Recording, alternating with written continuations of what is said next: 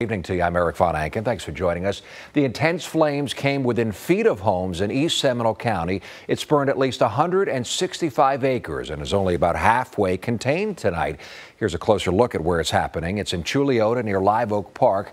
News 6's Brittany Harris is live from the command center. And Brittany, those evacuations, has anyone been allowed to go home yet?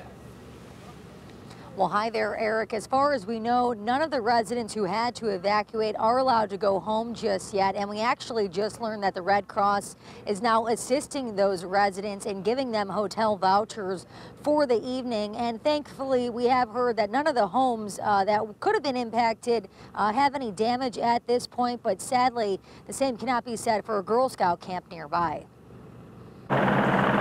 Big plumes of smoke tower above this wooded area in Chuluota, with massive flames down below. Firefighters have been battling this 165-acre blaze for hours and still have a long ways to go before it's fully contained. This video was shot by a viewer. It's going to stop right there, guys. We've got 8 bulldozers on scene cutting fire lines, 2 helicopters, one of which is the Seminole County Sheriff's helicopter, doing water drops. Sean Gallagher is a spokesperson for the Florida Forest Service. He says firefighters were forced to evacuate a couple of neighborhoods out of caution. And as of right now, no homes have been damaged. But unfortunately, the same can't be said for the Girl Scout camp nearby. Some of the cabins there were destroyed. We had no girls there at all. We had some adult volunteers who were doing some training and development.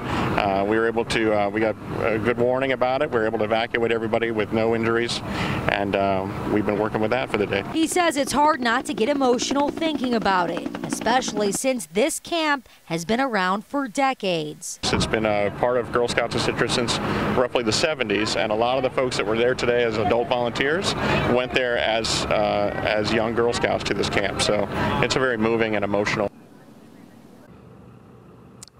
And emergency crews will be out here all night long monitoring that fire. And we actually just spoke with a representative for one of the fire departments, and she says this could take a couple days to fully stop. So like I mentioned, they will be out here this evening, and you can see behind me there are some crews rehydrating right now, just taking a break from battling that fire. And Eric, as of right now, no cause has been determined.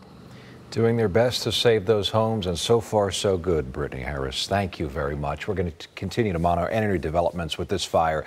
Look for updates overnight on clickorlando.com and on the morning news tomorrow starting at 6. And